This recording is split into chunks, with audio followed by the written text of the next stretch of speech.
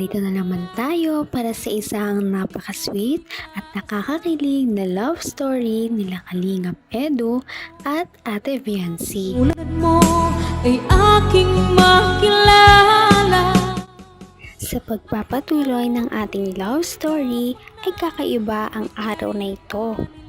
Ito ay dahil mag-isa lamang si Kalingap Edu at mukhang kinakabahan na naman siya. Ano na naman kaya ang pakulo ni Kalingap Edu nung araw na yon? Inaya nga niya si Viancy para sa isang date noong araw na iyon. Kaya naman pagdating niya ay bihis na si Viancy, suot ang napakagandang damit na bagay naman sa kanya kahit simple lamang ito. Tuwang-tuwa nga ang dalawa noong nakita na sila dahil hindi na naman mabura ang kanilang mga ngiti sa mukha. Nagulat nga si Kalingap Edu dahil napakarami na namang hinanda ni Viancy para sa pagdating ni Kalingap Edu. Talagang hindi niya ito pinapabayaan kapag nandun siya sa kanilang bahay. Nagluto si Viancy ng mga siomay at napakaraming banana Q. Ganon na rin at sinamahan niya na ng soft drinks at mga sausawan. Gandang tanghali po. Pwede pong makita yung baby nyo. Grabe. Ngayon ko lang nakita yung si baby. Ano po yung lalaki? Lalaki. Grabe. Lalaki na naman. Puro lalaki na kayo dito ah. Ang cute naman ng baby nyo. Di naman po siya nainitan dito. Parang... Benzen po. Ay, si Vincent. Benzen. Ay, si... Ano? Benzen. Benzen. Ang cute. Kargahin mo muna. Titingnan natin kung marunong ka naman. Ay, grabe. Grabe, sanay-sanay ka na. Siyempre po, madami na po kapatid. Nagpa-practice ka na. Joke lang. Eh, Vincent. Ang cute na Vincent, no? Anong feeling ng... ano ka na? Anong feeling ng may bago ka na ng mga alagaan? Kakapanganak lamang pala ng mama ni Viancy noong linggo na yon. Kaya naman nakita nila ang baby boy na napaka-cute. At ang pangalan nga noon ay Benzen. Talagang dito nga makikita na talagang inaasahan si Viancy ng kanyang mama sa kanyang kapatid. Talaga namang napakamaalaga ni Viancy, kitang-kita naman sa kanya kung paano niya alagaan ng kanyang kapatid. Kaya naman talagang ipinagmamalaki siya ng kanyang mama sa lahat.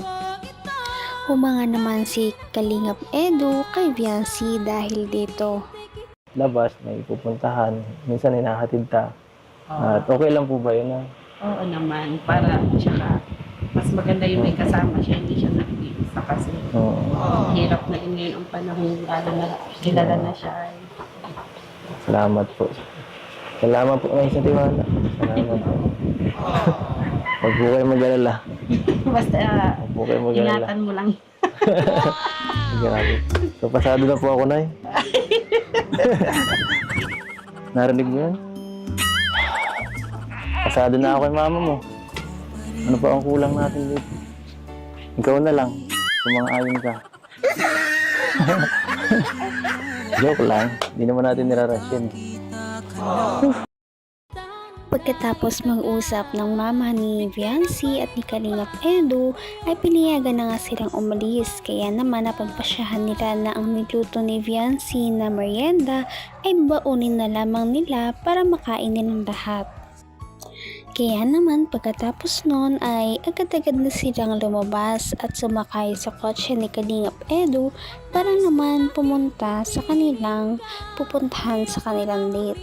At noong makarating nga sila doon ay tumambad sa kanila ang isang napakagandang ilog na malinis at fresh ang hangin sa lugar na iyon. Ngunit parang hindi masaya si Viancy sa kanilang pagpunta doon. Bakit kaya? Para kasing may naalala siyang hindi magandang alaala noong nakita niya ang ilog. Foto sa vlog niya. Sa vlog ko, di ko alam, no?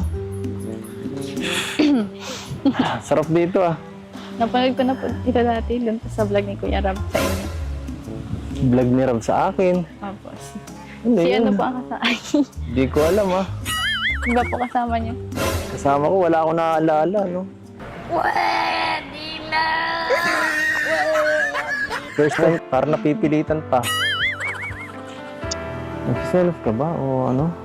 Hindi ko alam eh. Patuon po kasi doon. Ba malay ko sa'yo? Malay ko sa'yo kung ano. Malay ko sa naiisip mo. Ano ba yun? Ano ba yung pinanood mo? Sinasabi mo na nakita mo ako dito. Dito naman. Limit na ako eh. Posible po hindi niyo po yung maalala. Wala na eh. Na-erase na lahat ng memory ko last year eh. Kaya naman pala iba ang mood ni Ate Viancy. Parang nagsiselos pala siya dahil pumunta nga si Kalingap Edo dito sa ilog na to noong last year. Ngunit iba pala ang kanyang kasama. Siguro ang kasama niya ay ang kanyang dating love team, kaya naman hindi maiiwasan ni Viancy na makaramdam ng selos.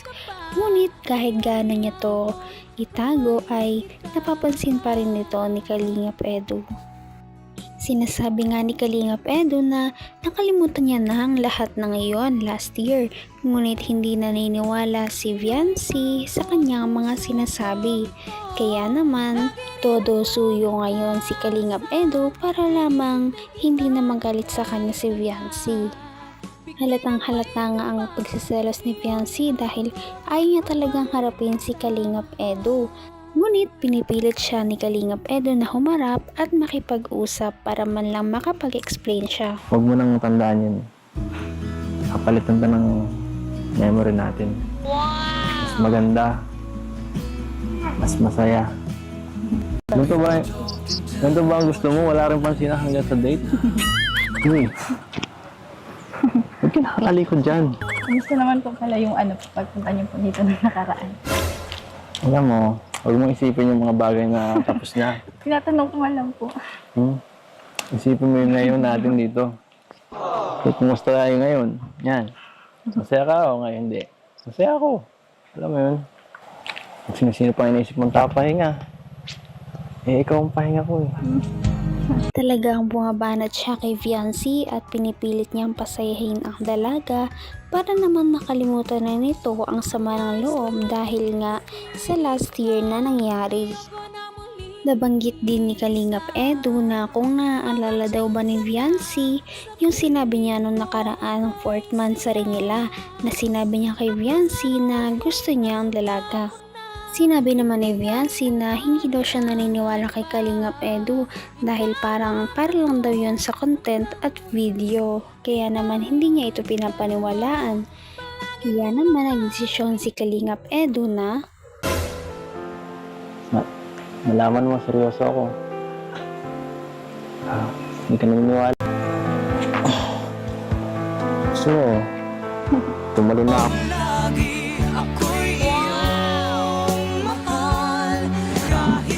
Yan si para sa ito.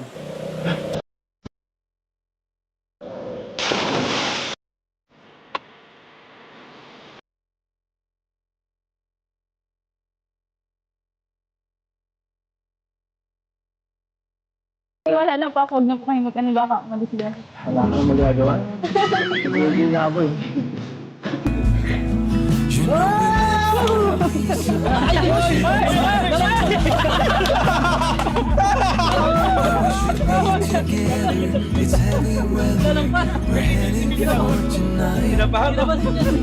hindi nga ina-expect ni Viancy na tatalon talaga si Kalingap Edo doon sa ilog. Kaya naman kinabahan talaga si Viancy para kay Kalingap Edo dahil baka madisgrasya ito. Ngunit sabi naman ni Kalingap Edo ay lahat ay gagawin niya daw para kay Viancy para lamang maniwala ito na totoo ang kanyang mga nararamdaman at hindi daw iyon para lang sa content lang. Talaga namang kinilig ang mga manonood sa sinabi ni Kalingap Edo. Talaga namang pinapatunayan niya kay Viancy kung ano ba talaga ang nararamdaman niya. Kaya naman hindi lang tumalon si Kalingap Edo ng isang beses, kundi paulit-ulit, hindi lang isa, dalawa, kundi 3. Kaya naman pagkatapos nito ay pagod na pagod at hingal-hingal siya. Nakakatuwa din dahil nabayan na din ng ibang Kalingap boys si Kalingap Edu, kaya naman nag-enjoy talaga sila sa kanilang paliligo sa ilog na yon, habang si Viancy ay kinakabahan para sa kanilang safety. Alalay Neds, wala. Puro live lang. Puro live lang.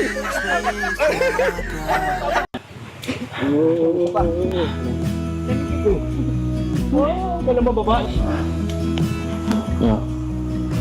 Naniniwala ka na?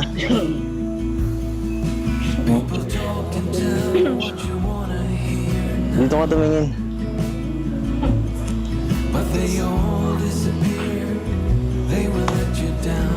Ano? Hindi ka na ako naniniwala. Ha? Siyempre.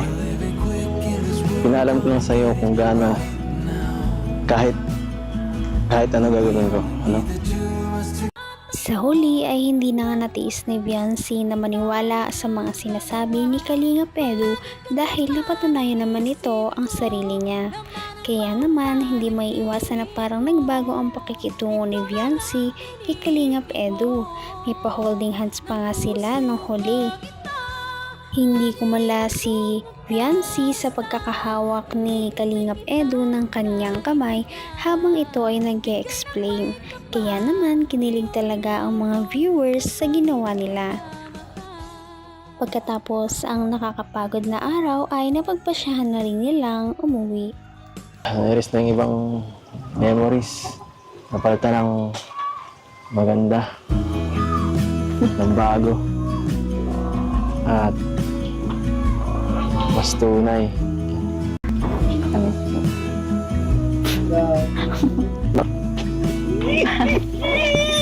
Yung prinsesa ko. Ayun, bye-bye. Joke lang. Parang nag-level up na talaga ang kanilang relationship sa isa't isa. Kung dati ay parang hindi sila nagpapansinan dahil sa hiya, ngayon ay parang malapit na sila na magkaaminan. Umamin na nga si Kalingap Edu noong nakaraan, ngunit si Viancy din kaya ay aamin na rin ang kanyang nararamdaman. Kaya naman sana ipatuloy natin silang suportahan at mahalin si Viancy, si Kalingap Edu at ang Kalingap team. Yun lamang at maraming salamat sa panonood. Abangan natin kung magkakatuluyan ba talaga si Kalingap Edu at Viancy. Hanggang sa muli. Bye! Ngayon'y abot